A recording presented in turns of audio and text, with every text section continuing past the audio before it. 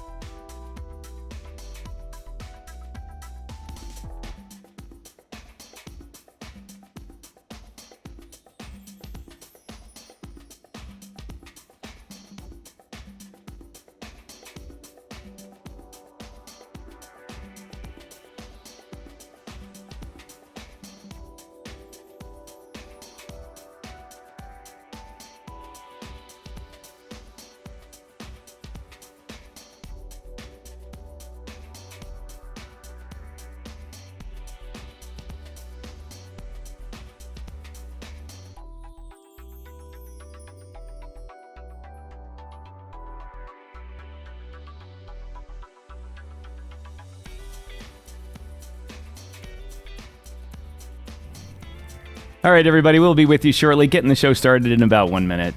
Hang with us. We'll be right there.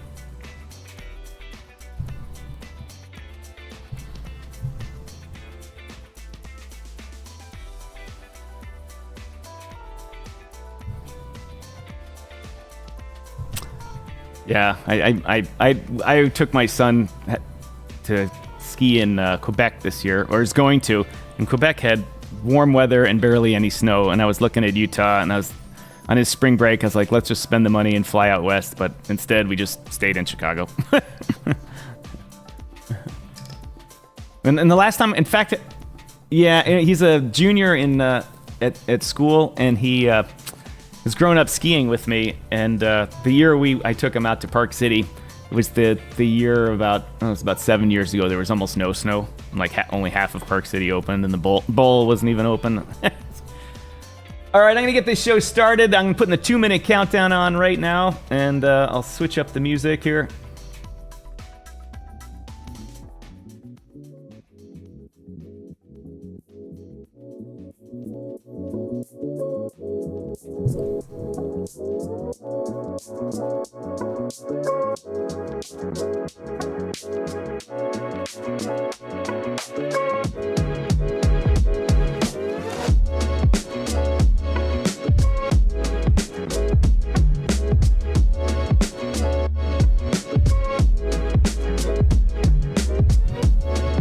Good morning, everybody, from behind the scenes.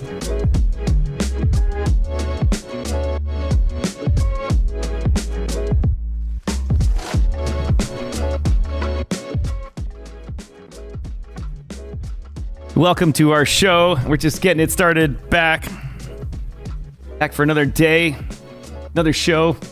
Thanks for all of you that have joined the room early. Remember to share this. Bring your friends in. The more people, the merrier, especially if you've got a new project that one of your friends is shilling. Bring their community, and we'll pander to them and bring up their chart. We have a good guest on today, as you can see from the graphic here.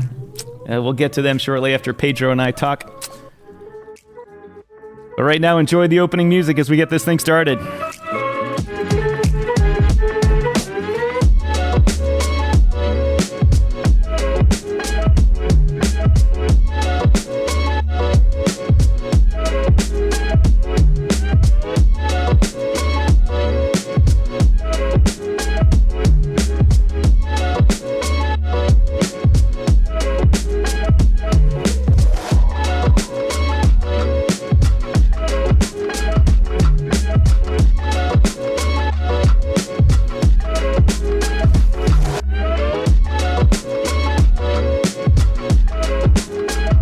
This morning. I always love this music. Just found it on a random, fully licensed, I might add, website.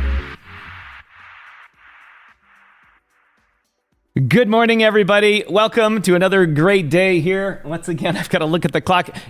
It is April 10th, 2024. My name is Tom, otherwise known as Striking, here in the digital media world. So glad to be hosting what, ladies and gentlemen? That's right, another episode of DYOR Live here on the DYOR Media Network. That's right, bringing you the best I always mess up something. That came out a little wrong. Best content. Best content. Anyway, as usual, I got my co-host Pedro Garcia in the house. Pedro, what's happening this morning? What's up, my peoples? How is everybody doing? Oh, snaps. We came in like a rock star today, man. We're coming in hot this morning here, as they say. Oh, I love it. Man, it's a good day. Hey, guys, if you don't mind, please hit that like, subscribe, and share it to your preferred social media. I truly appreciate that. Gets the content out, letting people know about our stuff, what we're trying to do, and more importantly, just keep people abreast with what's going on with crypto, because we all know absolutely that things is getting crazy out here. Just jump. Things are getting crazy, that's for sure.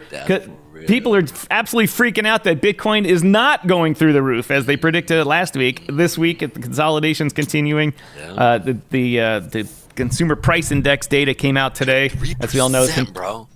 3.5. And the expectation was 3.25, and the core inflation was 3.8, which in my mind, 3% is fine. I mean, still stealing all your money, I get it, by deflating your wealth. But that's why we're here talking to you about crypto and stable coins and Bitcoin and all that type of stuff. But anyway, remember, the CPI, Consumer Price Index, is a lagging indicator. It means it's not of what's going on today. It's what's going on the last month. And they massage the numbers over and over again. We get that. How much? They're like at the last two, they've changed literally 3 times, bro. 3 times. Right. And they want their goal. Powell's goal, I think he said, was 2%, and we're not getting there anytime soon. I mean, Pedro can talk at length about the bond yields and the debt going up and that type of stuff, and that. But well, why do we care about that? Why does anyone care about that? If you're a long-term hold trader, it really doesn't matter at all. It doesn't matter at all. But if you're a day trader or a very short-term trader, these these numbers introduce volatility into the market, and that's a good thing for day traders because you can long it, you can short it. As long as the market's moving, you can make money. So this is one of those indicators for those of you watching that don't understand why these numbers mean so much. It's because it introduces volatility, especially when the government does a poor job of guessing it right. And in fact, one of these days, I'm going to have on the team from this company called Trueflation. Trueflation is an independent group, not backed by any government, that studies inflation and comes out with governmentese numbers and more kind of real time too. And their company's starting to take off a lot. So we're going to have them on the show. Is probably in May when I get back from vacation and stuff. And as a reminder to everybody, Pedro and I have been on a lot lately, as they say. And you know what? I forgot to start LinkedIn. Oh, yeah. How about that? Let's pop that up real quick. While you're doing that, I also want to bring up, because yesterday we did have a little bit of a faux pas with the system, and we did see a crash about what was actually happening. When we were talking about BlackRock and what was happening. Tom, let me know when you start LinkedIn. I got your screen up, Pedro. Okay, perfect. All right, so we're on LinkedIn? Yes? No? No, I'm just getting that started. It's going to take me a second because I forgot. Let's Good. Here Even we though I have a big note right here, it says start LinkedIn because it's a separate button than the starting everything else. sometimes it just happens, bro, and you just, life happens. We all know life happens. One of my biggest things when I used to go door knocking back in the day, our guest knows a little bit about door knocking here. I used to one thing I used to say, right, when people would be like, "Yo, get out of here," I'm like, "I totally understand. I get it. I'm just that annoying guy coming on your door here real quick." But quick question for you: we all know life happens, right? And then they go, Right. "Yeah, whatever. Yeah, yeah." And I go, "Listen, you might need me one day. Here's my card. This is what I do." And dude, out of maybe 30 of those, 20 of those, man, I'd always get a call, man. "Hey, you were talking about so and so." I said, "Yeah, what's up? Talk to me, goose." So it was always. I tell you, man, those little things. That same statement of life happens.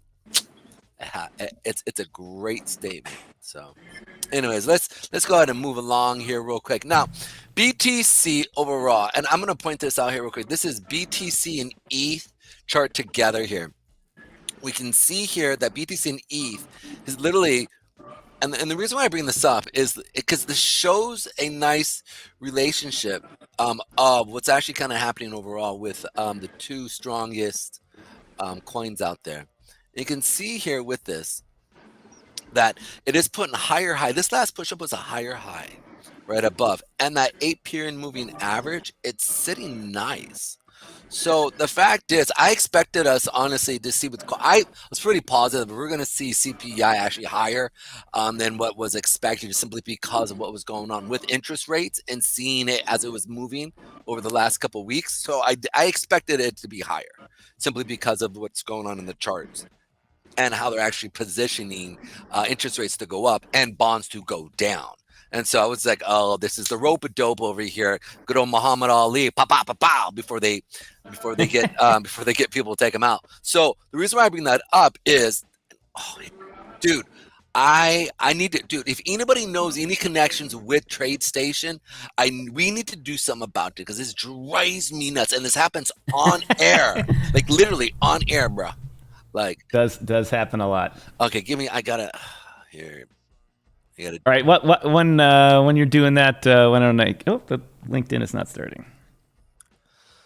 Oh yay! Oh, Listen, LinkedIn makes this so difficult. Everyone else makes it so easy to stream, and LinkedIn just drives you effing crazy. we love them. We love it. We love it. We love it. We get everything perfect, and then they wants to just have fun and a good time with our emotions. Quit playing with our heart. As I was being a goofball over here. Okay, let's check this out. One last one here. We're gonna do 200. Make that pink. Here we go.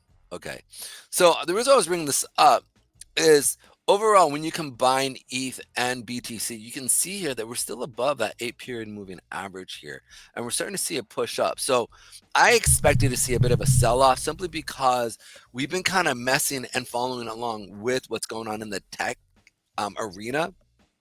And so I figured we'd start to really correlate with what's actually happening with them.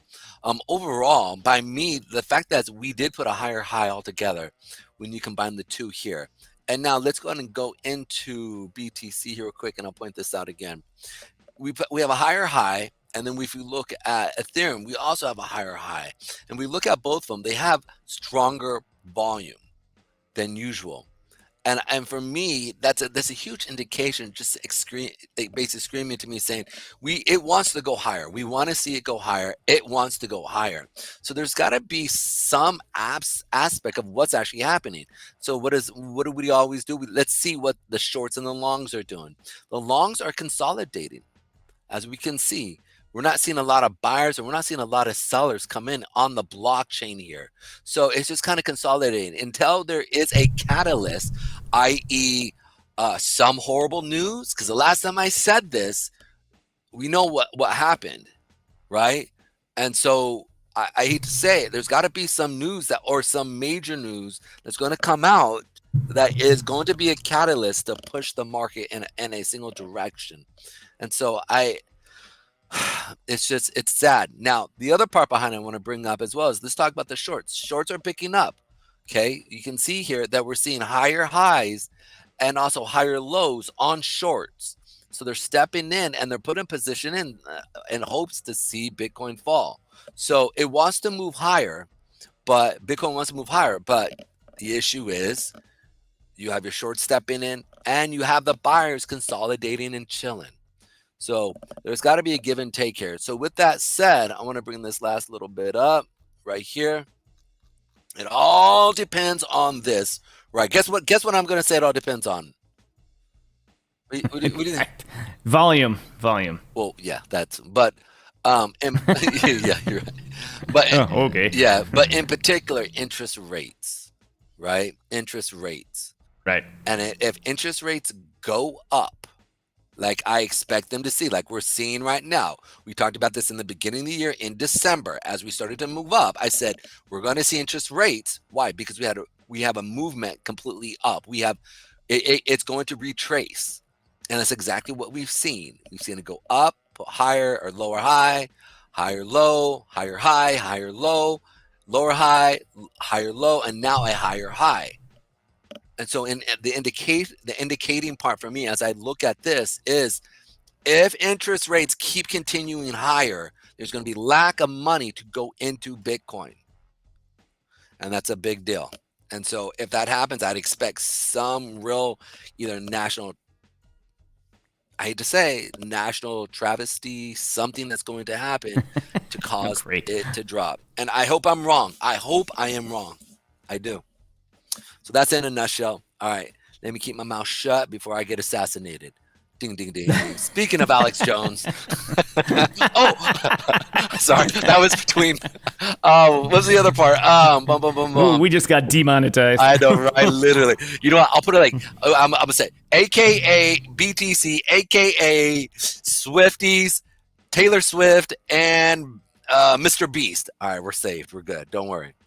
All right. Thanks, Pedro. I appreciate it. We'll talk more about the charts and all that later in the show. Quickly, I'm going to talk a little bit about our friends that we call our sponsors. As we all know, I've been talking about Audit Chain a lot. They're in their software release for their validating nodes. Over here, my Audit Chain sponsor. I can't describe how revolutionary their AI software is for evaluating financial reports and public company filings, and how it catches fraud and errors and all this type of stuff that audit departments, CFOs, the big four accounting firms all miss. And it's amazing. And they're getting ready to launch their nodes, and then their system's going to be up and running, and it's the Airbnb of the financial world. I swear it is. On my life. It better be. It better be, because I've been talking about him for a whole year. And obviously only got a few more days left here to contact Patrick Camuso of Camuso CPA, the crypto accounting firm. Half their cases are other accountants that said they could handle crypto but didn't know how to read a blockchain explorer. So they never accounted for the increase in value or decrease in value properly. And of course, the logo isn't up here yet, but there it is, DeFi Dojo. We do sponsored segments with DeFi Dojo with their clients who are KYC'd by Assure DeFi. And if you're in a program, project, or whatever that needs to get KYC'd, contact JBee at the DeFi Dojo, and they can set you up with a whole round of AMAs, including one on this show, and also a discounted rate for an Assure DeFi KYC. It's a good deal. So do it. And then, of course, I want to take time to talk about our newest partner here. Let's see if I can get this right the first time. Yes, there we go. The World of Rewards here. Let me turn Pedro off here so I can. This right here. The World of Rewards, and let's talk about them in the. Oh, yeah, there we go, ladies and gentlemen. World of Rewards. It's our official partner, as we call it, our reward token partner. The group over there that runs it, Bruno, has reached out to me and just says, hey, we're trying to get eyeballs on smaller projects to get them more holders. And I said, how you doing that? And he said, well, we give them rewards. And here, I just want to quickly demonstrate that I have a small bag of World of Rewards. And what you do is you pick a program. Like I said, well, I'll choose one of my 4 programs I get to pick and be in their pool of rewards. As you can see over here, over my shoulder here, I've earned $4.21 from just holding this for about 2 days. And I don't have a giant bag of this stuff. So you can do similar things. Let me see what other programs I'm in here. The guys at Stag, I can't leave you guys out, one of our faithful watchers here. I'm in your pool. Oh, no, look, I'm not in your pool. I'm not. Oh, I pulled up the shell token. I know I'm in the Stag pool. Safe degens. Where's Stag? There's Stag. Chuck says, war, good day for everyone. Let's see. With Stag, I also have $4 in rewards. Hey, that's building up nicely. And there's this other one. Of course, there's meme coins in there, too. And I'm an owner of, I'm now own $2.61 worth of sexy something. And so you get what you take here with the names of these things, because we all know it's crypto. But then I can join another pool. Like I'm going to join Shell Token right here now. No, the total report, that pool is ended. And all right, I got to wait for another pool to start to join another one. But that's how that works. I have your tokens that you have in War are not staked. They're not held by anyone. They're just in your wallet. Their system just reads the balance in your wallet. No smart contract, no interaction, no DApp approval or anything. And they do this. And I'll give you 2 quick reasons why. Because it allows you to hold their token and earn rewards in other projects. In essence, paying you to leave your money in their system. But 2, more importantly, it allows these smaller projects to get more holders. And if you're a dev out there who's got a small project, contact Bruno at World of Rewards and talk to him about how you can get in his pool system. And for very little amount of effort, you can have all the people that have eyeballs on his website go to your token and say, hey, I got a little bit of rewards here. I'm going to look into your project and perhaps I'll buy more. And this kind of joint marketing effort really aids a lot of small projects. And so go check them out. And so that's our segment, as they say, from World of Rewards. Thank you, guys, for your partnership, and we'll give you a little spot every day to talk about this and see how Pedro and I's rewards are going. Ladies and gentlemen, World of Rewards. Yeah, that's how that works. See if I can get. Awesome. Hey, there we go. That was free, dude. Those guys. Yeah, I did that much smoother this time. Yes, bro. I'm getting better at it, dude. For real. Like, I mean, it's almost like you're going down some mountain range, bro. Just sliding today, man. Besides the little foop on the bikini, man, where we were talking about content. You know what I'm saying? Anyways, right. Dude. Guess who we have? Do we have doctors? We have roads here. We have Dado Lawton. Oh, yeah, I saw Chuck in the house. Doc, thanks for joining us today. You using the whole fist, Doc? Yes, Doc, using the whole fist there from Fletch. There we go. And Matt says, howdy, fam. Thank you, all of our regular. Our viewership's a little light this morning here. Frankly, I don't know why, but I spammed every group I knew to remind you guys to come join us. Jason Spurgis says, Stag has a new partnership going. Thank you, Jason, for queuing me on that. I believe they're going to be joining. Let's see, what does he say? Stag is partnering with them tomorrow. You can mention the first announcement if you want. Partnering with Baby BNB Miner. Stag is a regular group here that views our show, and they partner with other groups to. Let's see what Baby BNB Miner says. Ever heard of virtual mining? Well, it's all kind of virtual. Very few people are doing it, and I'll tell you, that's a great bridge into our next segment, because our next segment is our guest of the day here, and we've talked a lot on this show about BTC mining, Caspa mining, all types of proof of work mining, and we've talked about blockchain in it and how the blockchain is used to cure various problems from the music industry, NFTs in the music industry to help with rights controls and ownership controls and all that type of stuff. And even the dreaded Avatar PFP NFTs, which we won't talk about ever again. ever again. And so, but we have a little different twist on things today. And the title, in case you didn't see of the show, was how blockchain protects the Earth, or can blockchain protect the Earth? And the answer is, of course it has. I mean, you've heard us start to talk about it in how blockchain, and how mining, and how actual BTC mining is causing the electrical and power industry to actually compete with each other for a change, to get the mining companies in their territory and use their power. So it's causing innovation. It's causing new ways to generate renewable electricity, and the cheaper all that stuff gets, the more it's used, and less just burning old dinosaurs that we pump out of the ground, and thus less harm to the environment. Today's guest also has a bent on that. In fact, he's trying to help the real gold mining industry altogether, and for that matter, the rare earth element industry, by bringing blockchain to it. And so I'd like to bring up here, if I can find it. There we go. Ladies and gentlemen, from Element United, Scott Lomu, the founder and creator and Sure. chief do everything of Element United. Scott, welcome to the show. Thanks for having me. Appreciate it, Harry. Now I am in a hotel lobby out here in Hawaii, so if it sounds like I have my own theme music, it's just they pump this beautiful like Hawaiian music in the background. So it's not I don't walk around with my own theme music. I just happen to be where you will hear some background noise, but it's beautiful. Well, the other day we heard roosters and birds. So that was You'll hear that was too. the thing. But That's how you wake up out here every morning is the roosters go nuts. But thanks for having me on. So to summarize for our viewers what we talked about before the show, you spent 4 years in the gold mining industry from the gold mine aspect of it, from operating them, running them, making partnership deals, all that type of stuff. And it took you a while to come to the conclusion that, hey, this stuff's bad for the environment. This is bad. Yeah. What led you to think, all right, it's time for me to make a change?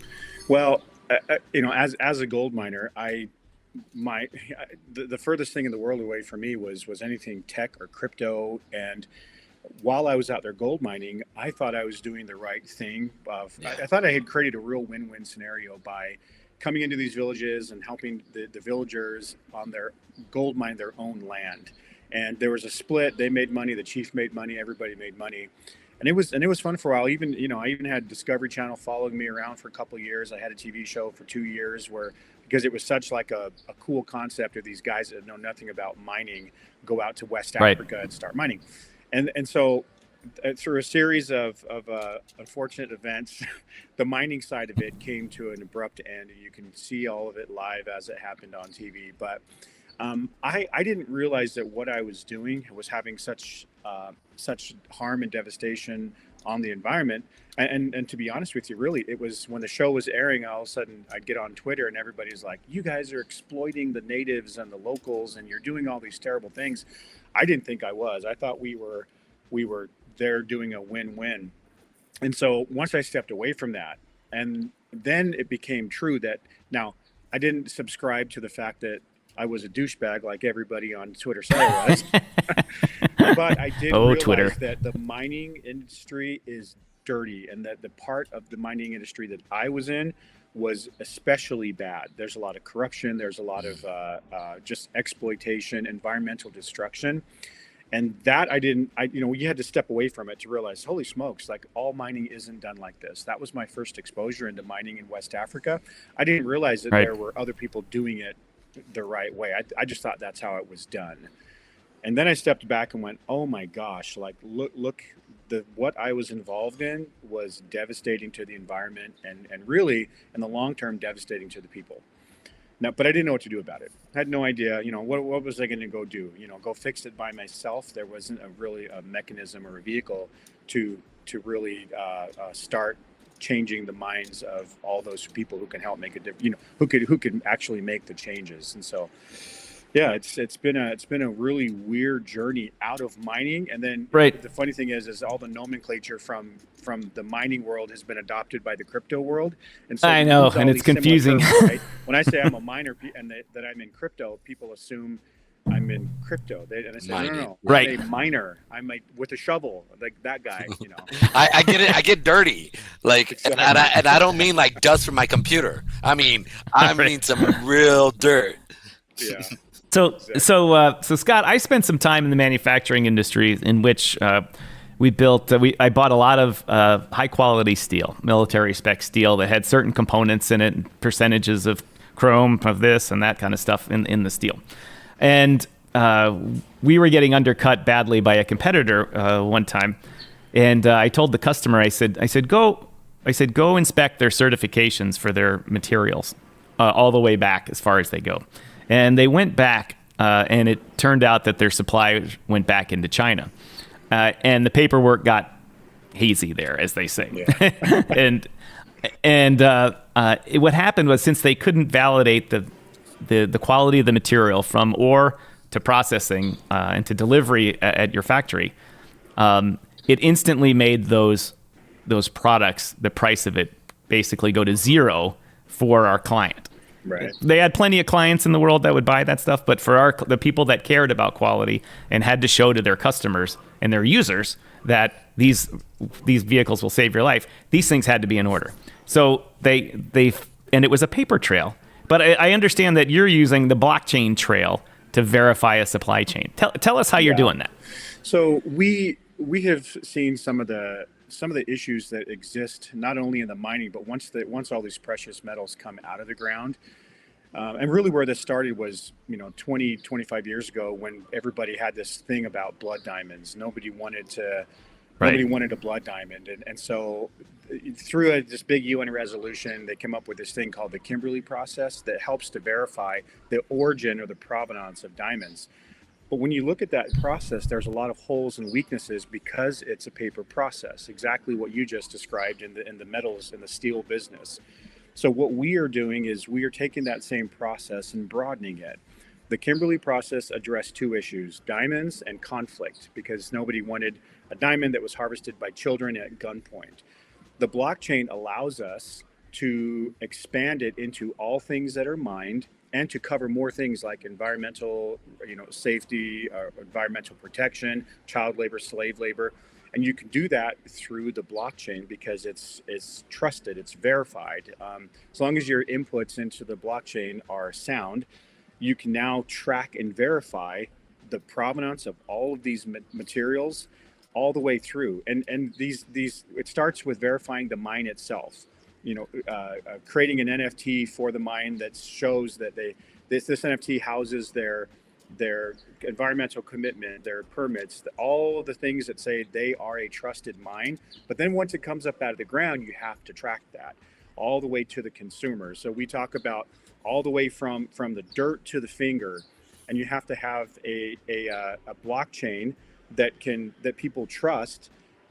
To eliminate the problems that you just talked about in the metal industry. And so there are several companies doing that, but we're taking a more comprehensive approach to where we say, let's certify those who are pulling it out of the ground, and then you start the tracking of it all. And that's really where you can trust that, because there's this groundswell, there's this movement happening right now, exactly like it did with blood diamonds, where people are saying, okay, well, I've got an electric vehicle now. I have, there's this big environmental push. Exactly. Cobalt. Go read that book, Cobalt Red. Go look what's happening in the Congo. You see the Joe Rogan podcast? Bro, dude, that woke me up. And I literally was just like, I don't do upgrades anymore, man. And I tell all my friends, bro, if you got a good phone, hold on to it, dude. Like, you don't need to upgrade stuff, man, because little kid. I'm sorry, go ahead. It's exactly right. Our mission is to tell people that this phone that we all have comes at a cost, and in many times that cost is children. It's children mining all of these things. And so if you can let people understand that number one, there's a big problem that exists because nobody knows it. I know it because I was part of the problem. The problem exists. We're all part of the problem, and we can all be part of the solution. That's really what our message is. Yes. Sorry, go ahead, Pedro. I think one of the most interesting things is that how, we will sit there and we will cry about Ukraine and Israel and all that's going on. But the reality is the biggest war is the children and their life, and that every one of us are a part of it, literally by keeping them cell phones and getting updates every 3 years. And I would not mind paying an additional $500, $600 for this phone to make sure that adults are mining. Andy Wilson from Scotland, good to see you. Little children, it's like, if I could, dude, I'd be like, dude, is your child and somebody else's child worth? I mean, that's right.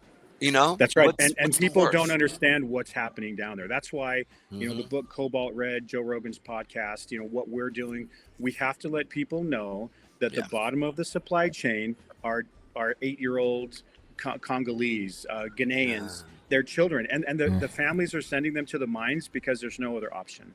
They need the money. Right. And so, but there are paths and there are ways to do this the right way. I think Elon Musk even said something about, the cobalt mines, they buy all their cobalt from for Tesla. They're putting cameras there to make sure they don't see children. But it's like, dude, the kid can just walk around the camera. You have to create incentives. You have to, there has to be, if you pay people to do the right thing, or if they're rewarded to do the right thing, they will do the right thing. And that's the beauty of the blockchain and running nodes. You can be rewarded for being part of the solution, and it creates new economies for us to be able to. I think if you walked up to a parent in the Congo and said, "Listen, we will subsidize, we'll pay you $10 a week to keep your children out of the mines," they would do it, because if there's more money in not mining, then they won't mine it. And so there are things that we can build in through our network, because we're earning rewards and the nodes are producing our token. We can build in all of these give back initiatives and make sure that it is a real win-win. And that's what we're trying to accomplish with all of our products that go on the Element blockchain, is to solve problems. But sometimes, like, we're all human, there has to be an incentive structure for people to do the right thing. Yeah. There does. So that's a good time to bring this up. Then you mentioned you have validating nodes that people can run. Yeah.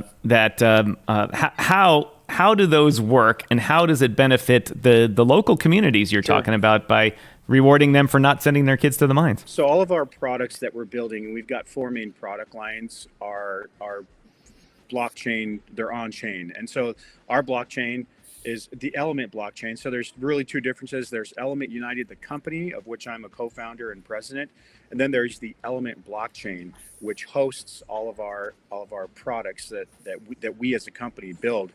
And our network, there are about 26,000 nodes running right now in our network. And people, it's a software, It's a simple software download. People download the node, and these nodes are doing all the validating and all the work for all these products that we're building. And then you get a daily reward for that. And we as a company, we everything that we do, we build in initiatives to where percentages of things of mined. Our coin is ELMT, the Element token, to where we as a company can say, let's dedicate X number of tokens to make sure that everything that we do has a direct impact on the locals that we're trying to help. Because it's easy for us to say, hey, Pedro, find that chart, ELMT. Buy these nodes, and then all these Americans get rich off, off of the tokens. But if it doesn't have a direct impact, then I don't really want anything to do with it. And so we have to build those things in. And so I'll give you an example. So there's a lot of bad mining happening out there. And if you walk up to somebody that owns a gold mine and you tell them, hey, you should stop mining, they're going to give you the middle finger and tell you where to go. But if you say to them, hey, get off my property. Exactly. And that has literally happened multiple times. But if you can create an incentive structure, imagine this conversation. I can walk up to a gold miner and say, what if you made more money by not mining gold than by mining gold? What would you say to that? And the guy, obviously everybody goes, what the freak are you talking about? And so like being a corn farmer in Iowa, getting government subsidies. Exactly. Yeah. And so I'll give you an example. We're working with a mine out in Tanzania right now to where we are creating 3 revenue sources for him by not mining. And number one, we give him a bunch of our nodes. He's running our nodes so he can, again, we don't know if the token will ever have value. I got to say the disclaimer every time, right? But he's running hundreds of our nodes, and this is to lock up 10,000 hectares of a gold mine. Second, we're going to be building a carbon credit. We're doing a farm. Yeah, talk about that. Capturing the carbon, creating carbon credits, and then tokenizing those carbon credits and putting them on the blockchain, because there's a massive need for tokenized carbon credits because there's so much fraud in the carbon credit space. So he'll get a revenue share from that. He'll get a rev share from all of those carbon credits. And then lastly, we're gamifying gold mining. So we take an assay of his gold mine, of where all the gold is, how much is there, how deep it is. Then we create a digital version of that in the form of a free play to earn game. And users can come in, play, and as they mine, and as it matches up with where the gold is in real life, instead of real gold coming out of the ground, they earn the Element token. Now, this game is in development. It's not out there yet, but he'll get a portion of all the game revenue. And as a community, as we mine then it unlocks different humanitarian projects. We go build schools and do a lot of work because this mine is right up against the Serengeti. And so now he's got 3 revenue sources and never has to put a shovel in the ground on these 10,000 acres. And then we build in all of the humanitarian and the give back stuff. And so that's how we can affect somebody who normally would be mining. We can say, listen, let us show you how you can make more by not mining than by mining. And then you have to apply that same thing to governments. Right when I worked in Ghana, there were 25,000 illegal Chinese miners there. Do you know how they got in? The government let them in, and because they paid. Right. And so if you can create financial systems that make these government officials more money by doing the right thing than by being corrupt, then it'll work. And those things are a little trickier. We've been meeting with government officials all over Africa, Tanzania, Kenya, all over Indonesia to talk about how do we address this problem, because it's systemic. It is truly the government to the chiefs to the farmers, like everybody needs a cut. But that's what this new crypto structure allows us to create, structures that at least gives them something in exchange for, doing the right thing. So, what's funny is I was reading, I think it was Andrew Huberman, not reading, I was listening, and he was talking about there's some stuff by when you actually think about doing the right thing. Just even thinking about doing the right thing of helping somebody else out, it actually kicks off dopamine in your body and you actually feel really good. And then when you actually do something, it actually makes you feel even better. Like, oh, I completed that, right? And the fact that you're incentivizing somebody to do the right thing, it's almost like a triple sense of dopamine. I mean, it could very much just catch on, especially with the carbon credits and how people are able to capture the carbon credit and be able to help in that. I'd be shocked not to see the green movement really, or even, was it OCS Cortez? Why am I forgetting her name? AOC. Yeah, AOC. Thank you. AOC. yeah. I don't know why my brain just went left field. Sorry, ADD. Yeah. Squirrel.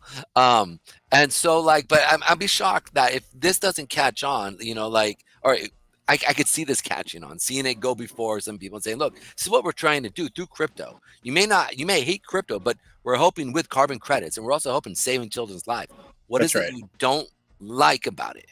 Exactly. The funny thing is the environment and things like that have been really politicized. If you lean left, you believe it, you say, okay, there is global warming. And the thing is, like, a lot of my buddies who are the hunters who definitely lean right, they care more about the environment than some of the guys on the left. Absolutely. They just shun it because Absolutely. it's been this weird politicized thing. But I think kind of the unifying factor in this could be the blockchain and what we're trying to accomplish, because we're able to reach both sides of the aisle and depoliticize doing the right thing, depoliticize being good stewards of the land. And I think that the common thread in all this is the reward structure of the blockchain, and that kind of brings everybody together and says, all right, well, let's all get together and solve some problems. But first, you got to let people know that the problem exists. Most people living in the West have no idea what it took for them to have their phone. Sorry, hit the wrong button there. Were you just emphasizing the point I was making? Absolutely. Yes. That is exactly what he was doing. That was so Boom. fantastic. Boom. I like it. Not only do I have my own Hawaiian theme music here, I got the emphasis with the. But really, I think we build products that allow real change, and not only from everything that's pulled up out of the ground through the supply chain, tokenizing of carbon credits, and allowing people to do their own personal carbon credits. We have a personal offset program that allows people to, through a monthly subscription, offset their own carbon footprint. But guess what? Every time you pay your monthly subscription fee, you get some of our element token. Again, incentivizing Perfect. you to do the right thing. And if you want to share the program with others, you'll get more of our element tokens by sharing this and allowing people. And then we do it in a way that's non-judgmental, non-threatening, non-politicizing. We just say, listen, everybody living in America here, everybody in the world, you have a carbon footprint. Let's just face that reality. If you want to offset your own carbon footprint, you can get our monthly subscription for $20 a month. You can offset your own carbon footprint. You'll get tokenized carbon credits for that. And then you can get rewarded. You'll get rewarded every time you pay your monthly fee, and you can earn rewards by sharing what we're doing. And so we just try to keep it middle of the road, man. I mean, because this is a problem that we are all part of, and we can all be a part of the solution and be rewarded to be a part of the solution. And so that's really what we're trying to do, is not, we're already in this crypto world where people don't get it. You have to explain blockchain 50 times a day to everybody on what it means. Pretty much. I was a gold miner. When these guys came to me and said, hey, what are the problems that exist in the world? Blockchain can solve it. I said, what's blockchain? All I heard is Bitcoin. I didn't know much about it. And so it's still an education thing. We got to let people know there's somebody is paying the price for us to have our phones and our technology and all these things. And if you knew who was paying that price, you wouldn't sleep at night. So that's what we're trying to do, is help people be rewarded for doing the right thing and helping solve that problem. Well, I think there's a lot of people in the world that don't understand what comes out of Africa and how it comes out, and it's intentionally ignored. It's my opinion. It's intentionally ignored because nobody really wants to know the truth, and it's bad. It's like, why do I want to seek out and learn bad news? And so there's, I mean, you've been there. I've been there. There's plenty of nice places, beautiful places in Africa, and there's plenty of not so great places. And the not so great places are simply because humans are being not so great people there. That's exactly right. Yes, it right. really is. And we have other parts of the world, though, that also contribute to this problem. I mean, the great country of China has tons of mines, and they're mining the crap out of Afghanistan, the other stands, and they're going at it. They do a little bit better job. They don't pollute as much, and they have plenty of people, so they don't need kids. But their standards aren't to the Canadian standards. I live part-time in Canada. It takes 25 years to open a mine because the environmental review is so long that it's just impossible. They end up buying raw earth materials from China because they just can't approve mines in their country. But that's the other end of the stick. How long it takes me? If I walk into Ghana and I want to start mining, I can be mining in 7 days. Wow. Yeah, and all you have to do is walk up there with a bag of money and say, hey, let me do my thing, and they let you do your thing. And then when the EPA shows up at your mining site, if you want them to just keep driving, you just hand them an envelope stuffed with cash, and they don't look to see that they're using mercury and dumping their oil back into the river. It's pretty shocking stuff. And there a very good percentage of all the gold that comes out of the earth is mined in this way. So it's pretty nasty stuff. So anyway, we're not going to stop. We're not trying to stop mining. We're just trying to do, I mentioned the Kimberley process with blood diamonds. You know who the biggest supporter of that was? It was De Beers, because they knew that if they supported this new plan to get rid of all the illegal mining, they would make more money. So if we can get companies like Barrick and Newmont to support this and eliminate the dirty mining that's corrupt and that's polluting the environment and harming the villages, they would make more money. And so we're trying to take advantage of this. There's two big waves happening right now: this whole crypto bull market, and the fact that people are waking up to the fact that there's a price paid for anything that comes out of the ground. So by combining the two things, we think we can solve some real problems and hit the timing just right. And hopefully not just right away. Let's create something that's long lasting and solve some real problems, because this has been a problem for a long time. Now everybody wants an electric vehicle. Now everybody's realizing, holy smokes, this supply chain is effed up. Excuse my kind of language. And Pedro, before I know what you're going to get into, but before I do that, I'm just reading an article about Toyota developing an engine that runs on water. They're like, screw this electric vehicle industry. We're just going to put water in it, and it runs. And I was like, that's impossible. No, it's been around for over I know it's a little fuel cell in there, separates oxygen and hydrogen, and goes. Go ahead with it. I know you're going to bring up Mike's question here, Pedro. Yeah. So, and this is where I want to bring. Are you reaching out to any other? Because I think what you're doing is awesome. I absolutely love it. But if you could get, let's say, Canada, or because America sooner or later is going to have to adopt the carbon credit system. We already know that it's being pushed through, trying to get pushed through Congress. Sooner or later, it's going to go through, right? Whether you're pro-Trump or excuse me, that's the wrong word. Whether you're a conservative or a liberal. Yeah, right. It's something that's going to be brought up because the world's going to push it, and within the next 10 to 20 years, we'll be there. The key is being able to get that carbon credit in a way that's not damaging the economy and crippling people's ability to truly make money in that aspect, right? Yeah. And so your system is actually meeting both needs and doing it well. Have you thought about reaching out to, like, say, Canada or other first world countries to sit there and say, the way you're doing it is, here's a much better way? Yeah, we've got some really high level connections. We have an incredible sustainability team that's making inroads with other governments and trying to get people on board with what we're doing. Our sustainability team, it's run by a woman named Amy Wolkenhauer. She's a phenom, and I think full time she works here, but part time she just hugs trees all day. She's that concerned with the environment, and she lives it. I love her.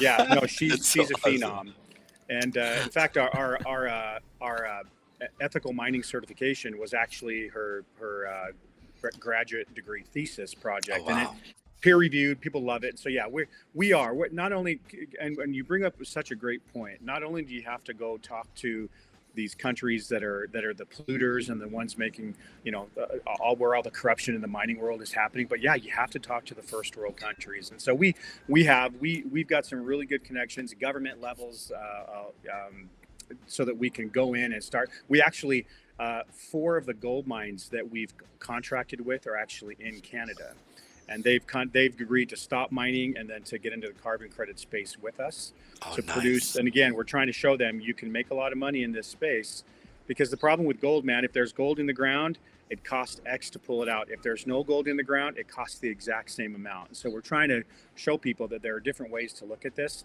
Don't just go, dig up the earth. There are other ways we can monetize an in-ground asset. Do you know Colia Carrington at the Canadian Blockchain Consortium? I don't. Yeah.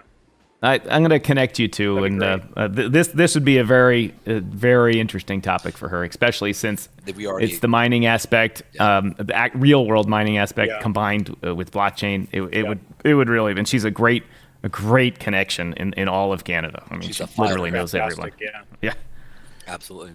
The other question that I have is, more from a fun state. I know we're being really serious, but imagine with me, if this ain't 15 years, what would you love to see, man? Let's say everything goes your way and life doesn't happen, right?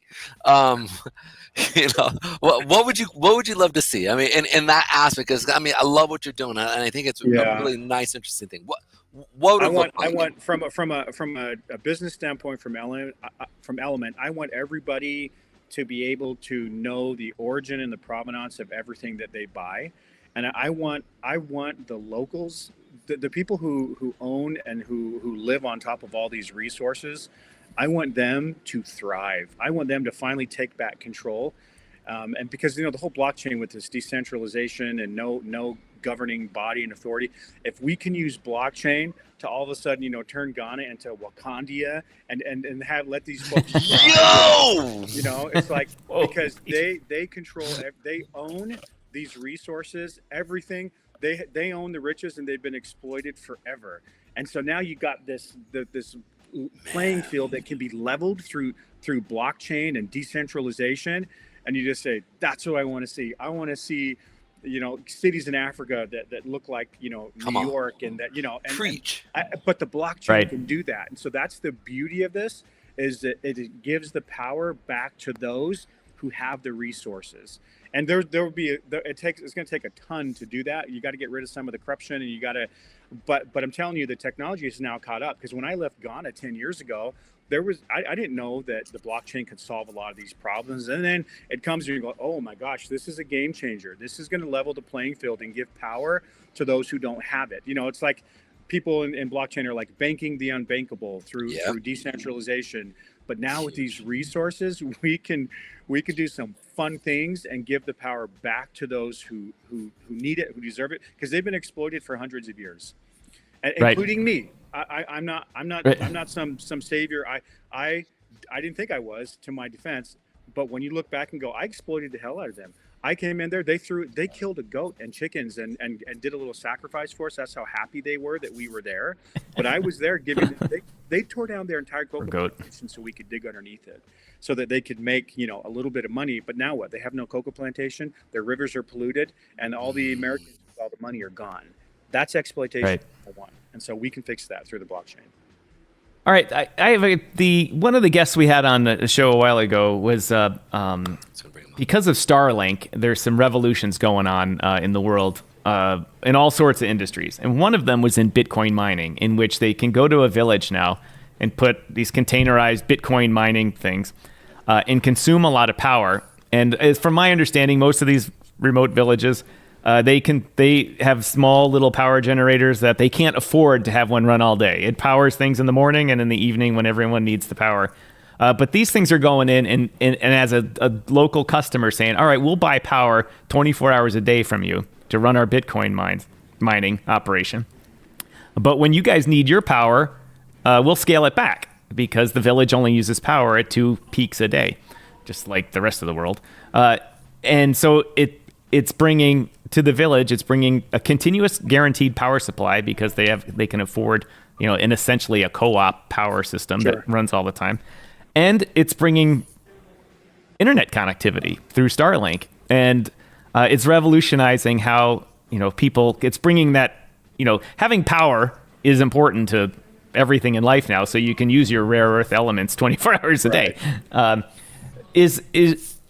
Would your validating nodes also being in these locations, work in conjunction with working in conjunction with them, further help these communities? Yeah, we've got a team of about 150 devs who are working on these nodes having a lot more utility, doing a lot more. And when we've met with them and we've talked about what our ultimate vision is, and that is on the roadmap to do things like that, because we've been in these villages and we've talked to these chiefs, and one of the first things we came up with was, hey, let's have them run nodes. But immediately you go, wait, they have no way to run a node. The node needs to run 24 hours a day. And what you described on how the power works is we need to connect you with those guys. Accurate. They only run the generators in the morning. Exactly. And so yeah, the innovation that's happening there with Starlink and with other people thinking about how can we now there are some issues because you are going from villages that speak, in some cases just their native language, and you're fast tracking them into the future. There's issues that come with that. And we ran into issues when I was with Discovery Channel, even something as simple as paying the kids who are carrying the camera equipment in. The Discovery Channel said, hey, we're not going to exploit these kids. We're going to pay them a lot of money to walk all the camera equipment in so they could film us all day. They started a riot in the village because they upset the balance of power. So wait. So you can from an economic standpoint, what happens is those kids then become wealthy, and then it throws that whole entire family situation into complete wealth, which i.e. basically is like the you can't pay people more than market rate in those countries. It's just impossible. Okay, keep going. The kids had a bunch of money, and then they're flashing it, and they're making more than the chief. And these are 15-year-old boys, because Discovery Channel was like, well, let's pay these kids like $10 a day US, which is 100 CDs a day in Ghana. And we started a riot, and that's not a joke. It was bad. And so the bringing technology into the same is going to do something very similar. It's going to make some people wealthy very quickly, and it's going to expose them to things that like I saw this little village kid, and he goes, hey, check me out. And he started walking like this. He goes, I saw this on YouTube, whatever. And they're picking up Western culture, and it's upsetting. Anyway, but however, the point is to bring power back to these people who own all these resources. You have to do something like that. It's going to have to be this all at once injection of tech and new ways of thinking. But there will be consequences to it. But it has to just be done in a way that doesn't ruin villages overnight, because it can. God, I can identify with you on that. I worked in Dubai for a while, and I worked. I had to hire engineers, and I looked at the engineers that we were working for us, and we were paying them the equivalent of about $16,000 a year, and I had a budget for $100,000 for an mechanical engineer type job. And I'm like, well, I'm going to spend my budget. And the people were like, no, you can't pay these guys more. And I was like, why not? I was old enough in my life to know that I shouldn't have been so naive. And all these guys come from India, and they work as expatriates. They work hard, and they send money back to their family, and they do a great job. But they have their pecking order, and they earn so much money. And if their friends find out you're paying this guy $80,000 and they're earning $16,000. Back in the village at home, there's more requirements than from the village saying, hey, you're making more money. You've got to give more. You've got to pay up the chain. And the responsibility actually makes it much worse on the kid because he doesn't see the benefits of it. And he's under more stress. And when you look at this whole decentralization model with no governing authority, whether it's government or banking, but the culture still has that, there are things that are going to have to be worked out because the chief, like when I would go gold mine, you have to go to the government, and then you have to go to the local government, and then the chief, and then the farmer, and then the owner of the land, then the farmer, then the actual people. There's a pecking order, and this whole decentralization model is there's going to need to be some studies on how this is going to affect villages, because the cultural side is going to be quickly surpassed by the tech of not having to have this central authority. And so I see it now. However it's going to shake out, I mean, the tech's here, it's not going anywhere. And there will be some growing pains on how that has to be implemented. There's have to be some social psychologists, some I don't know who's going to have to be involved, but someone's going to have to come and get involved, because this tech is quickly going to strip away, because really this hierarchy is attached to finance in these villages. It's this guy controls the village, all the stuff comes into him, he disperses it at his will. That's not going to be the case anymore, and it's going to cause some huge problems. Now that's good for us here in the West, because we have a system of a few hundred years that can handle that. We've slowly progressed to this point. But when you just our culture accepts it. Yeah, exactly. Which is why all of our products will work so well here. But the on the ground, what are we trying to do? We're looking at it from, okay, let's start small. Let's do these give back projects. When people play our game and they earn tokens, let's start with building schools and villages. And you've got to institute it in a very a measured manner, or we're going to have more of these riots that we saw with Discovery Channel. But anyway. All right. Crypto Mike. Yeah. I saw that question pop up. Yeah. One of our sister companies does a lot of the stuff with the farming and tokenization and carbon credits. And yeah, anyway, I sorry to keep blabbing here, but there's just so much that we're trying to accomplish. And listen, we understand we're not trying to boil the ocean. I mean, what we're working on is revolutionary, but we're also within these big things, we're trying to find our blue ocean. There's a lot of companies that are tokenizing carbon credits. There's a lot of companies that are gamifying things, and we're trying to, our differentiator is direct impact. Everything that we do has to have a direct impact, and it creates a win-win. If you run a node that supports these products, if you run a node on the Element blockchain that supports the products created by Element United, then great, you're going to be rewarded for it. We're trying to create token utility. All of the carbon credits that are tokenized have to be purchased with the Element token. The in-game upgrades have to be purchased with the Element token. We're working with a few jewelry companies to where they will accept the Element token as payment for the gold and silver. And so token utility is huge, because people say, well, I've got a node and I'm mining it. What do I do with the token? Well, we as a company are trying to create multiple things that, hopefully people will desire this token. Right. If you can build that ecosystem up around your Element blockchain, it's a thing where you get it started, and then it snowballs from there. And Pedro, let's put that on our list to follow, the Element blockchain, and see how we can help. Thanks. We appreciate it. Or just watch it, or even participate in it as well. One of the not only a good cause, it's a good business. Yeah. Well, here's the other part, right? Like I had a friend of mine, his name, Josh, what's his last name? It was out in Seattle. He had got his, almost got his master's degree. They didn't like him because he was a little too frank and didn't play the game. But, everything is, like you said, it's all bureaucracy, right? Don't matter from education to business or just simply military. It's all bureaucracy. And the reality is this, is if you can literally put together a system that generates money, but at the same time is a nonprofit sense, you've got a dynamite of a business.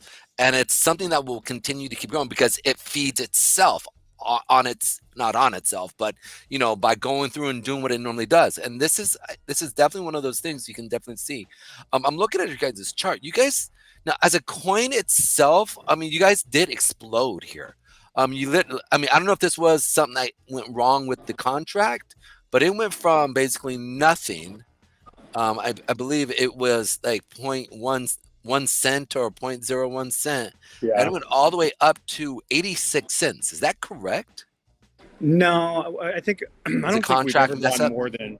Yeah, I mean, and there's not a lot of volume on our token yet. Most people that have the Right. token mined it, and they're just hodling it. Yeah. And so, I I mean, can see.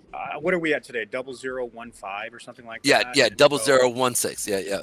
yeah, so something like that. And so, but we're not looking for a pump and dump. This is going to be something that grows steadily over time. I can see it. And because we're trying to build real products and have Yep. some real token utility. So as the products get out there and as there's more adoption of what we're doing, then hopefully the token utility, we want it to grow naturally. We want to be around for a long time.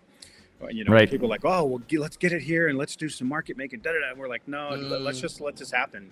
Let's solve real problems and let everything else take care of itself.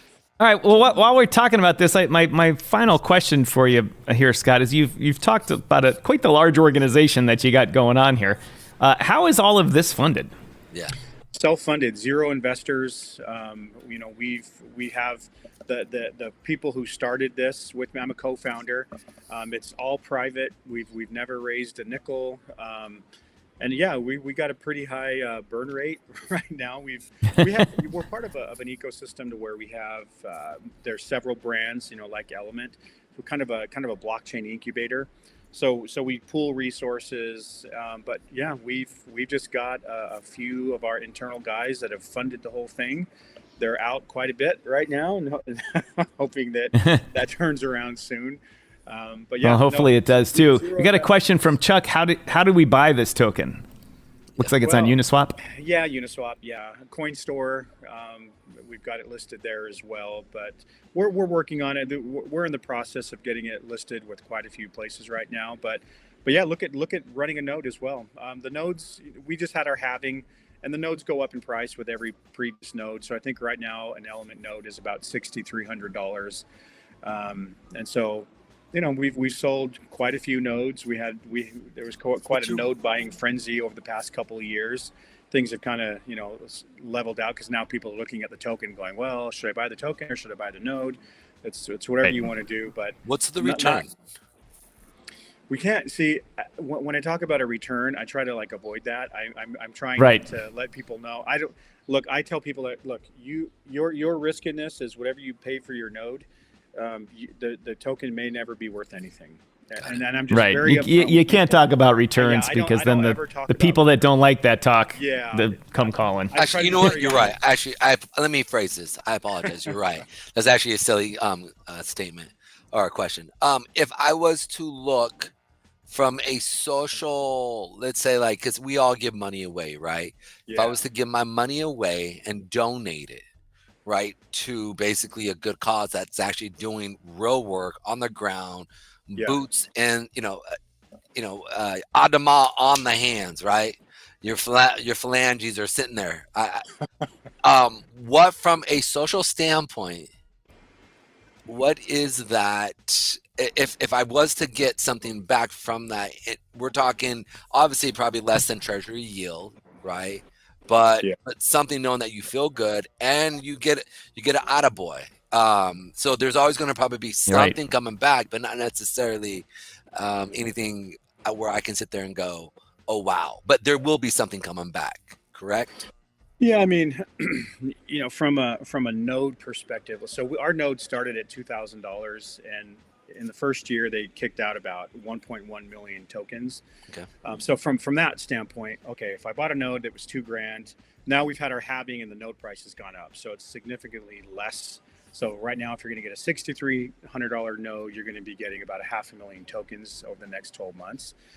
What that translates into, yes, it's helping to fund these projects and to have real impact and do, help us accomplish our goal. But what will you get out of it? I try to stay a mile away from that. But yeah, you get some. You're helping to build this project. That's right. Exactly. 100% of the node proceeds goes to the things. Like I'm leaving to Ghana next month. We're hiring a whole bunch of women to make these bracelets for us. Again, the bracelets that are attached to the subscription model. so that they have a little QR code so you can help people get in.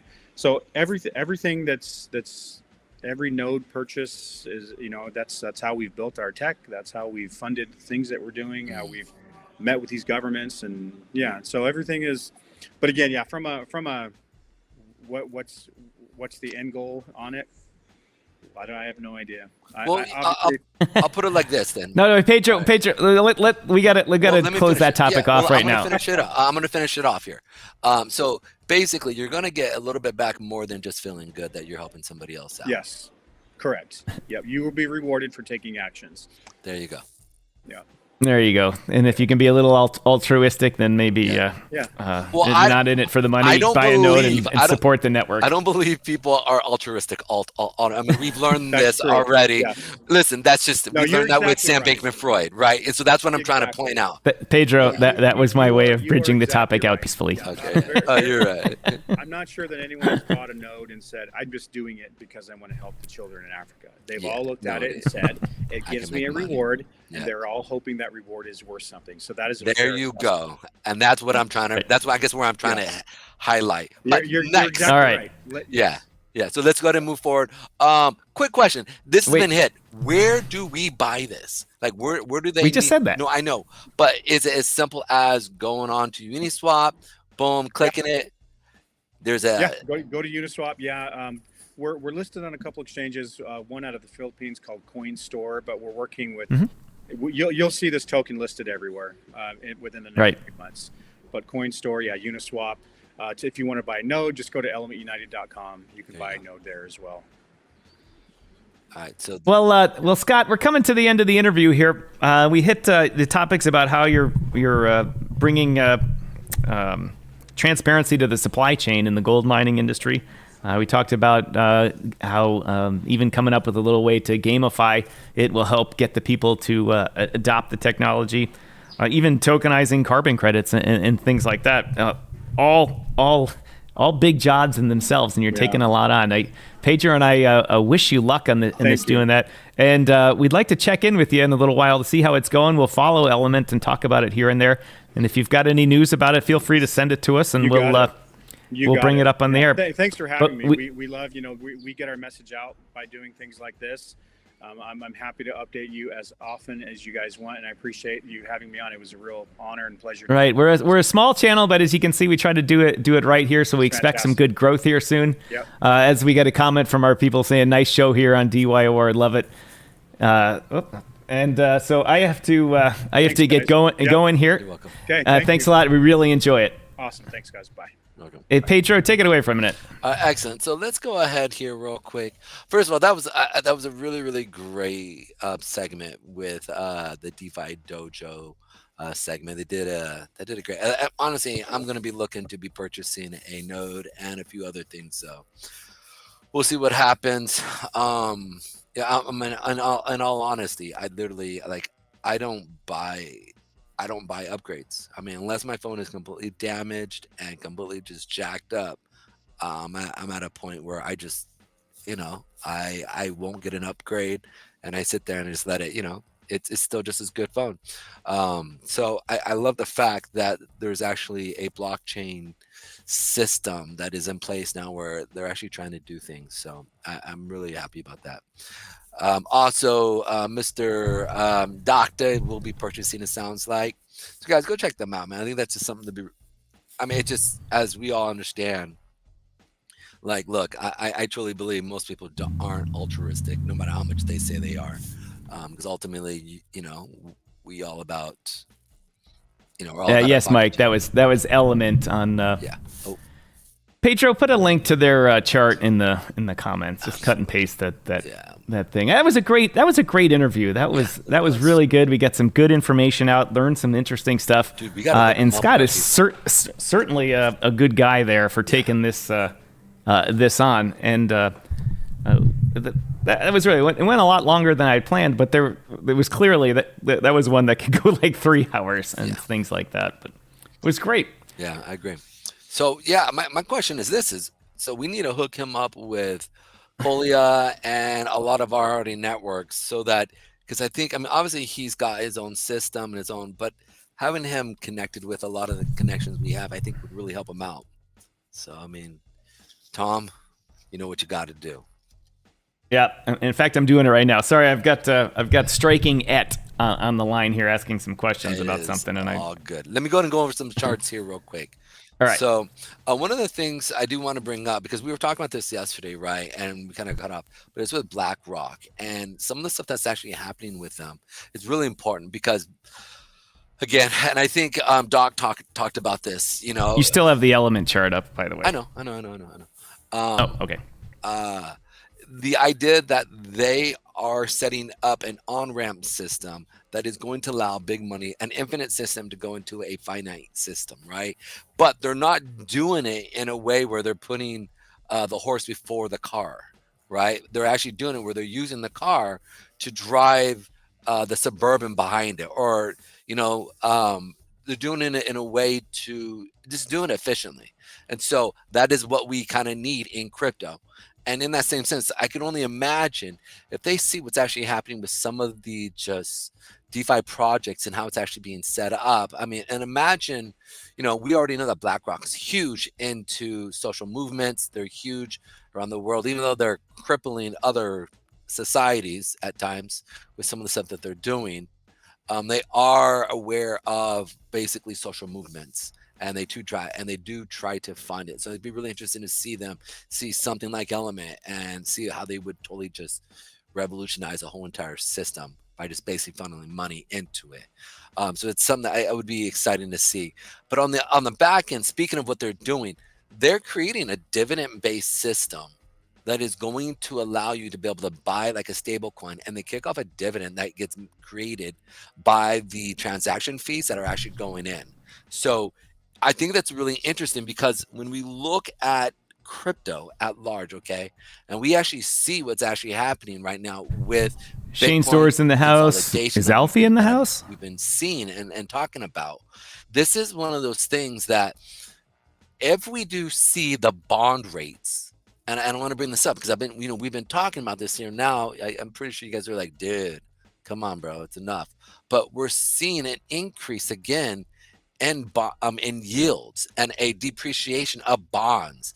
And the reason why this is so important, because every part of American lives and a lot of part of many other countries' lives are based off of literally yields and bonds, and people buying bonds and receiving yields from it.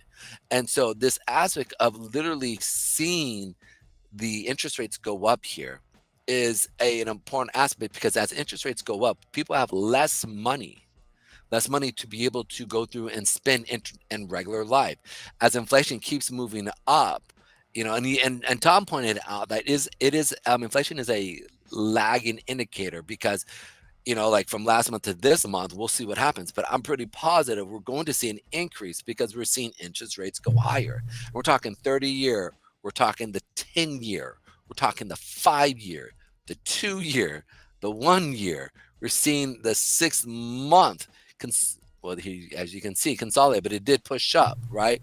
We're seeing the 3-month. It's moving higher again, or a little higher. But the biggest key is that our short-term area are staying stagnant, and our long-term is moving higher. So it's just one of those things that it's a scary time. So when I see that happening, I see money shrinking, people being able to buy extra things. And if we keep seeing this, I do see Bitcoin kind of stagnate. It's going to have a hard time, or if not, sell off until it gets to a point where it is at a nicer area for people to buy, right? And so, like, if you had to sit there and go, okay, I have to pick between gas, or I can buy Bitcoin at $50 or 50,000 or 40,000, you're going to take half of that, and you're just not going to drive to Starbucks.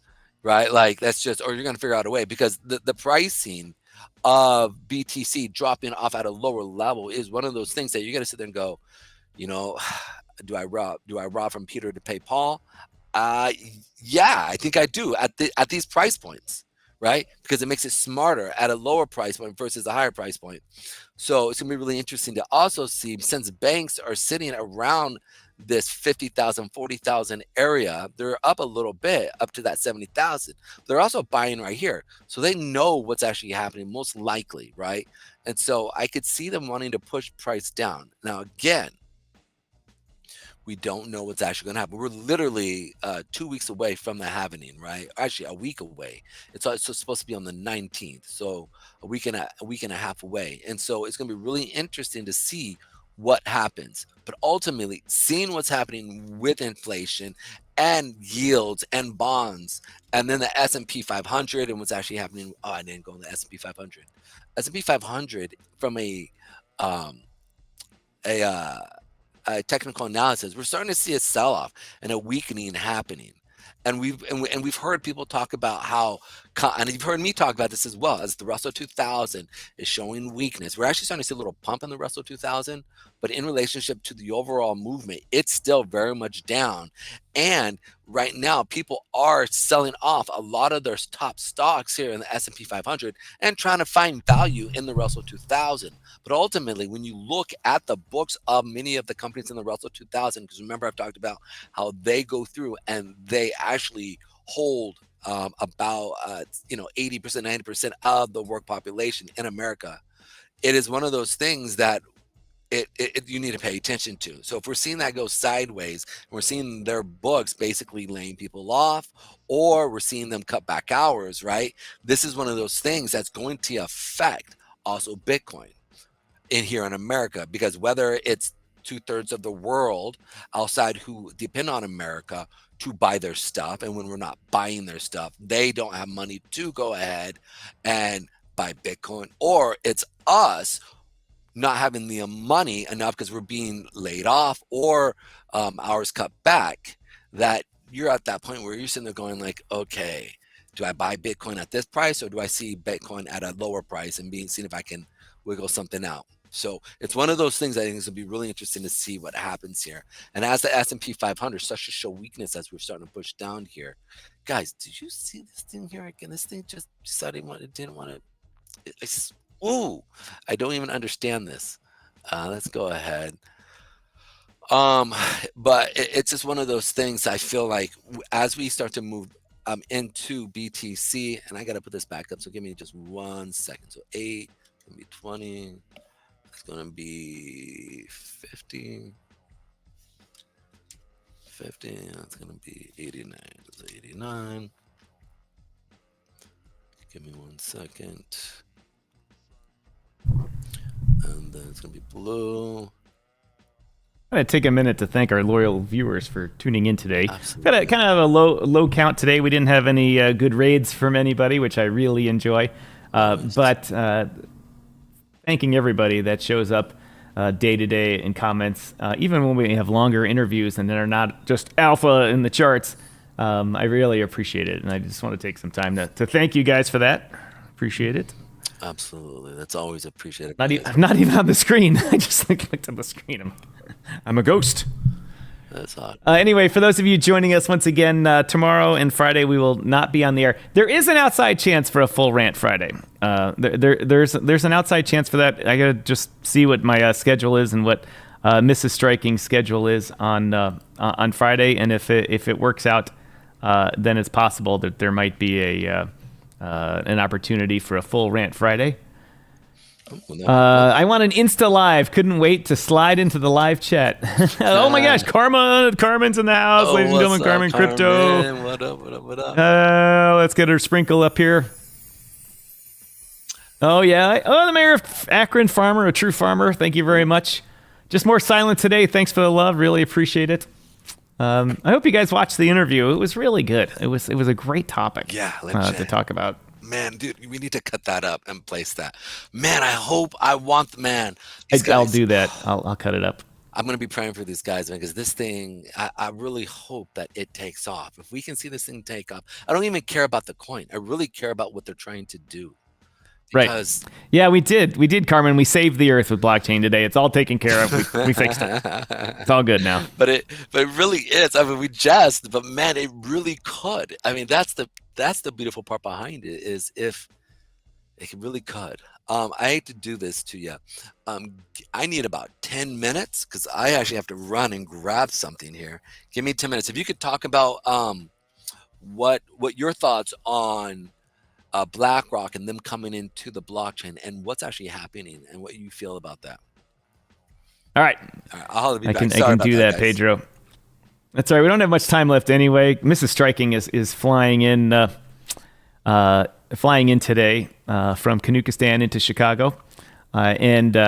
Yeah, Carmen, I'll check it off our list. Yeah, we got that. Now we're going to work on world hunger. We should have that cured, I'm guessing, in a week or so. It's a little bit more difficult, that type of stuff. But we fixed the mining industry and gold mines. They're all environmentally correct now, and the blockchain fixed it. I got to say, it was a great interview, and what a great idea. And how to incentivize people to do the right things instead of just telling them they should, because we know people don't.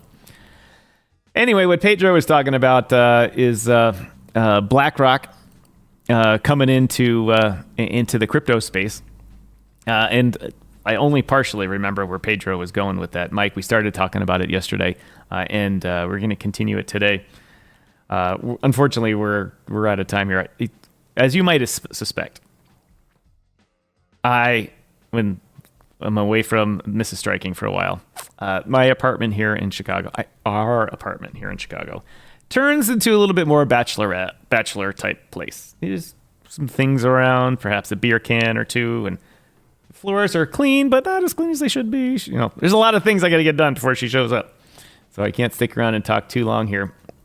Well, Pedro deals with a real world life or work thing real quickly. But anyway, BlackRock's coming into the space, and they're going to come in. They're going to come in hard. And we started talking about it yesterday, in which they sent $100 million to an Ethereum wallet, and it wasn't secret. They told everyone. They said, "We're getting into the space here. We want to test it out." And $100 million for them is like just a little test money. Let's just put a little bit in there and see what's going on. And if all goes successfully, that seed money will turn into billions, perhaps $100 or $200 billion, and that money's going to come in, and they're going to, depending on what they do, they could drive the altcoin market, they could drive DAOs, they could drive treasuries of anybody that's got it. Imagine BlackRock coming in and saying, all the top 50 treasuries, we're going to put $10 million in, or something like that, $100 million in. Now, I know this is absolutely out the bunghole, pure speculation. But where are they going to put their money on the chain? Are they just going to make bets like the rest of us? Like, I think Ethereum will go up 200%, so we'll make a... BlackRock does not care about turning $100 million into $200 million or $300. BlackRock wants to use $100 million to test the markets, see how the market responds to them. Because remember, this is a small market. The entire crypto market, the entire thing is not worth as much as the real estate in Manhattan. Let's just remember that. So this is a small market. They can get positive response from it and help grow the market. They're looking how to turn, the $100 billion that they'll eventually put into it into $1 trillion or $2 trillion or things like that, to really pump the returns on their investments. So that's how you got to think about these types of things when you see the news about, BlackRock doing this, BlackRock. And when I say BlackRock, it's not just BlackRock. The other companies are starting to do it. The largest holder of patents in the blockchain industry in North America is whom? Bank of America. Let's see. Dara says, BlackRock hired Securitize for RWA tokenization. I know those dudes. Security tokens are going to blow up now. Yep, absolutely. And I'm... part of part of Swiss Asset DAO, in which we got a quick start, got everything set up, got our legal association set up, and then all the big players just said, "Look, we're just going to keep our money in treasuries right now. We're getting 5% a year guaranteed. We're happy with that." If those yields do start coming down, you're going to see real world assets explode, because if there's no money making opportunity in U.S. treasuries, if it goes down to 2%. All that money Tether's making, all that money that people have just bought treasuries is going to go away, and they're going to have to put it somewhere else. Where do people put it? Back into assets, real assets that earn money.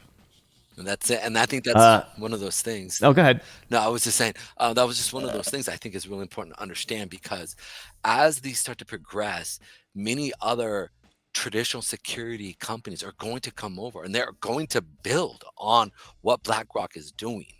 And so you're going to see this hybrid as it goes more blockchain, as well as a real company making real money, giving that money back to crypto holders, i.e., tokenized assets, and in a real form, and without having to do like wonky tokenomics. And that, I think it's a huge deal. All right, Pedro, while you were out for a second, I was talking about the effect of the seed funding into crypto by BlackRock, and how really that's just them testing the waters with a little pit ants amount of money, and what happens if they drop 500 billion into the market, and that type of stuff. But that's the key. And literally, they would just be like, "All right, let's see what this does." And they're building the funnel. That's the key. They're building that funnel to set it up so they can just be like, "All right, let's see what this does." And because they're the first to market here, this is going to be they will be a juggernaut. Moving forward. So it's going to be something that is going to be interesting to see how things progress here. I hate to say, BlackRock's going to end up not owning the world, but kind of owning the world. Well, that is the danger. That's the danger with all of this, is that when you have the big. The story, for those of you not in the United States, we have this thing called antitrust law, which is designed to break up trusts, but companies that are too big. We've last used it against the phone company AT&T in 1980 something, and before, Microsoft had helped a little, but it didn't really work so much. But it was designed because of Standard Oil back in the 1920s and 30s. Had a monopoly on the oil market. And they operated through, they said they didn't own everything, but they all had the same names and same management, and they are connected through these trusts of common ownership. And so the law became antitrust. That's not, word trust doesn't really matter. And to break up these monopolies. And I would opine that BlackRock is getting too much power in the financial industry. I should say not just BlackRock, but the top 4 companies have too much control. And they need to limit, how much money, assets they can have under management, and not just because they can influence the market, but they can wreck the market. Yep. And unintentionally, right? Like what happened in 2008 when the banks, it's too big to fail, so they failed, and then the government bailed some out and not the others, and people literally lost their homes and their life savings and things like that. It's a problem with that. That's my opinion on that. Pedro, I've got to take care of one little thing here too. Excellent. All right, now let's go into some charts here real quick. Let's check out a few of our friendly friends here. If that's even a word, friendly friends.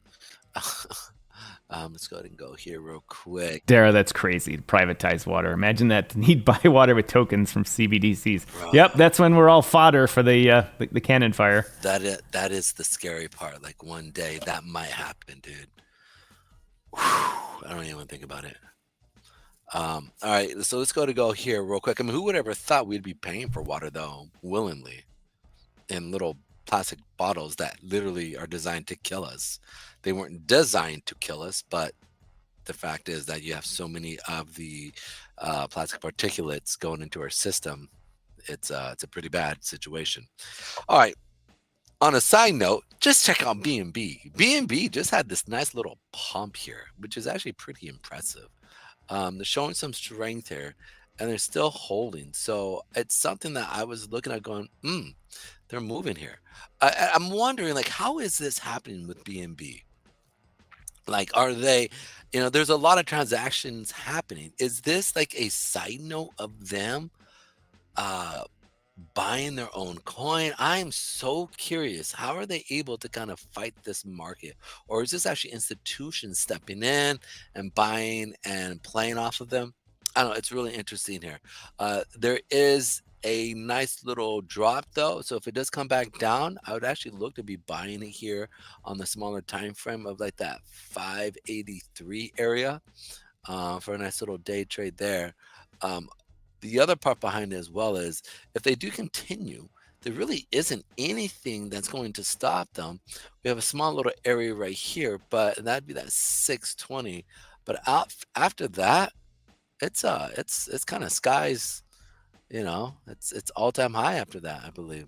Yeah, here's the all-time high. And so that's going to be something that's going to be really interesting. Now let's go ahead. What else do you guys want me to look at? Do you guys want me to look at any other charts or anything that you want me to check out? I can be over here looking at it for you guys. Here we go. Let me put that in right quick. Text.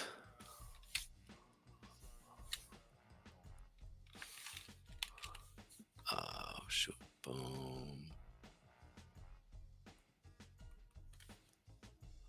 Text. Mike says, I think Binance's long-term goal will be getting back into the U.S. market and Dubai. I totally agree with that. And I think they're working towards that. Their articles talking about them settling their disputes with various jurisdictions. They're operating like good boys again. They paid the U.S. their $4.3 billion fine.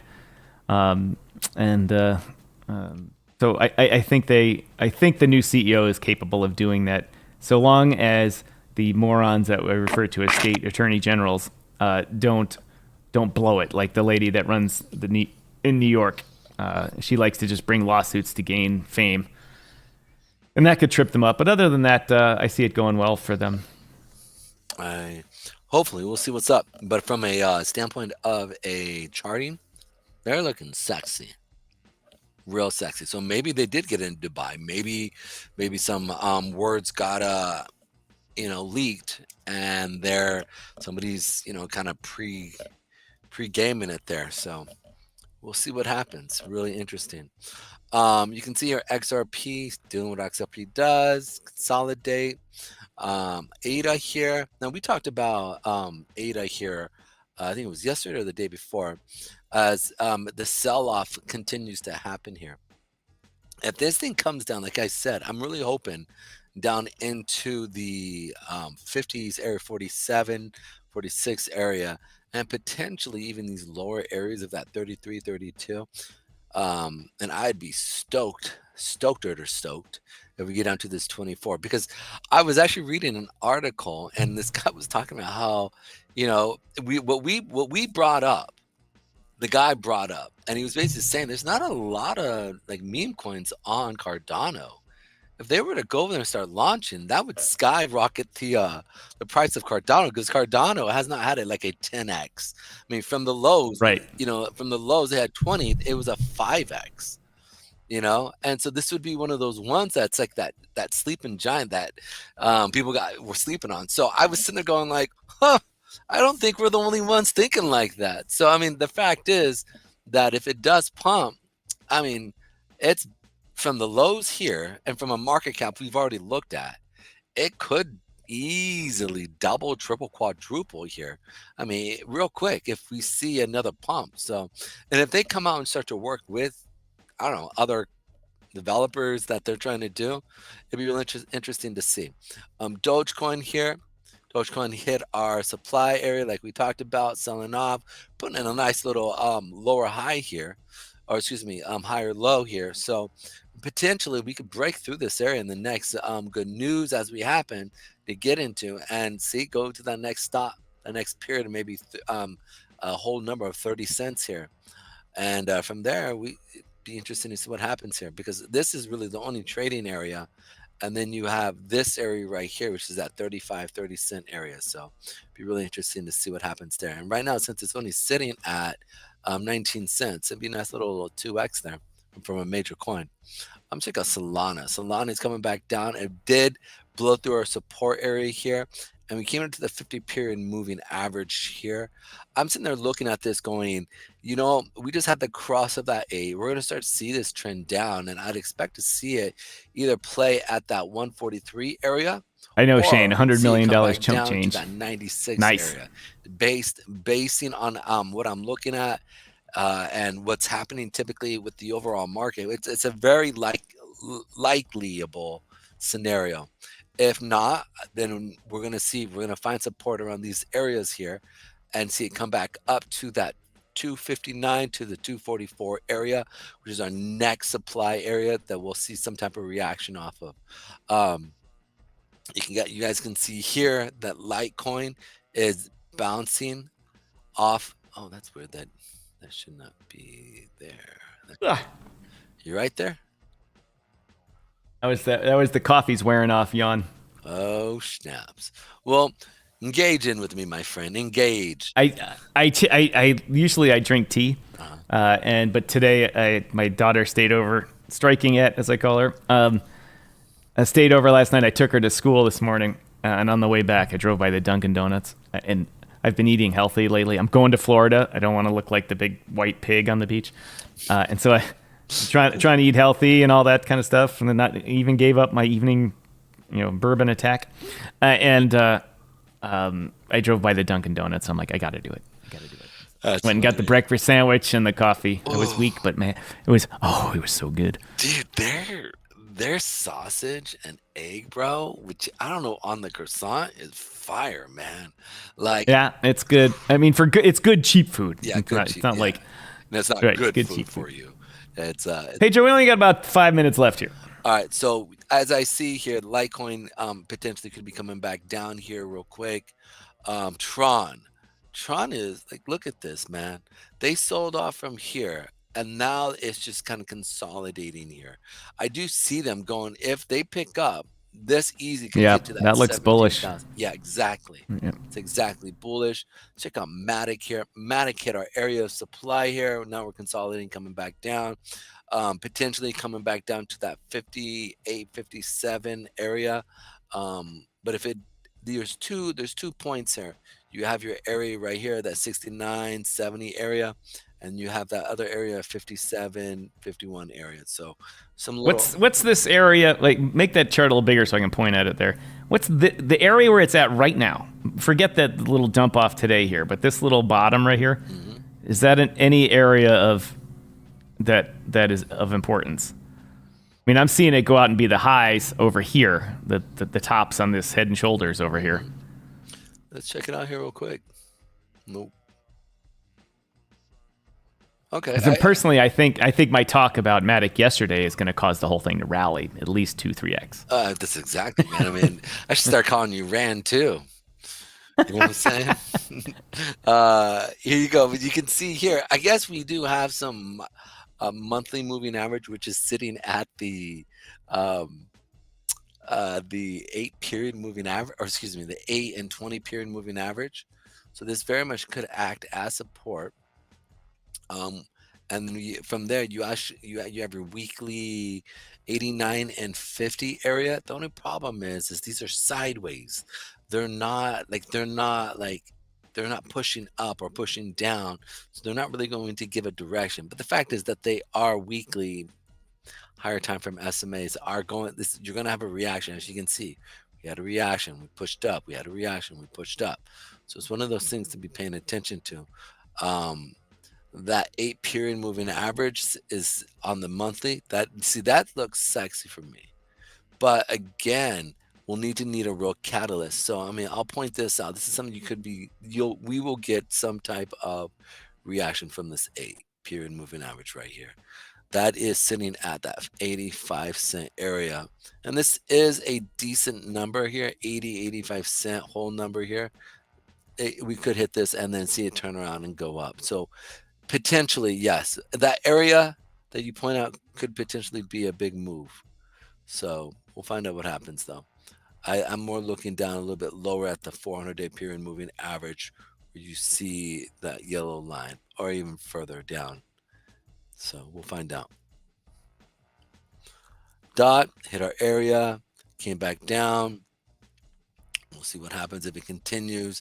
If it does continue, I expect it to come back down to this weekly moving average of that either the 687 or the 628, potentially 599 area. AVAX is looking pretty similar to DOT, as you can see. I'd expect this, if the fact that it did bounce, then came back down. Now we're seeing an area where it could come down to that 41, 42 area is what I'm looking for. and then Shiba Inu, Shiba Inu, Shibarmi, Shibarino. Yep. You can see here it's just kind of consolidating. We got a big old push here. My bag was fat, and then it went down. I was like, okay, but it's still pumped pretty well here, and now we're just kind of consolidating, seeing what's happening here. But ultimately, the top 10 currencies here, this is what we're seeing. That's what we're seeing. I'm expecting this daily and weekly demand to come down and hit it and buy more here at these lower levels. That's in a nutshell. Talk to me, Goose. Pedro, thank you for your wise advice all week. Thank you. Wait, so Shane just brought in saying Alfie token and chain needed. Wait. Alfie's his cat. Oh, got it. Oh, that's awesome. Yeah, that's his alpha. His Alfie token's going to rule the world, but it's actually his cat trying to take over the world. Because we all know that's what cats do. They plot your death, and then they try and take over the world. One feline life at a time. Pinky in the brain, baby. Pinky in the brain. I loved Pinky in the Brain. Dude, these kids don't even know. I know. They don't even know. I'm going to take over the world. What are we doing today? Same thing we do every day. So. Anyway, it's coming for that time, the end of the show, everybody. I'd like to start that music. Pedro, I had a good time with you this week. Like I said, I've been running the schedule. For everyone that stuck to the end of the show, you're amazing. You're amazing, as always. We'll be with you, as I posted a few minutes ago. Thanks for watching. Well, I'll be on a short break here in April. I'll figure out how I'm able to broadcast. And then also, probably likely, maybe even more Twitter Spaces, X Spaces. Even maybe not on Fridays. Pedro and I will hook some up. Dara, thanks for watching all week. Thanks to you and the missus there for tuning in this week. Really appreciate it. Good luck in your move to the south of Spain if that happens this month when I'm away. But for all of you others that are going to be, the millions of you that are going to be watching this on the replay, once again, everybody, my name is Tom, otherwise known as Striking, here in the digital media world. And on behalf of my co-host Pedro Garcia, the crypto chart analyst, and of course me, and all the viewers, thank you for joining in again, and we will see you soon. So be there. Yep. Might have to jam it out a little bit here. Oh, I left Pedro on. Left Pedro on for the. I'm here, dude. Getting it. No, I had your picture up. Ladies and gentlemen, see you next week, or maybe the week after that. Yeah.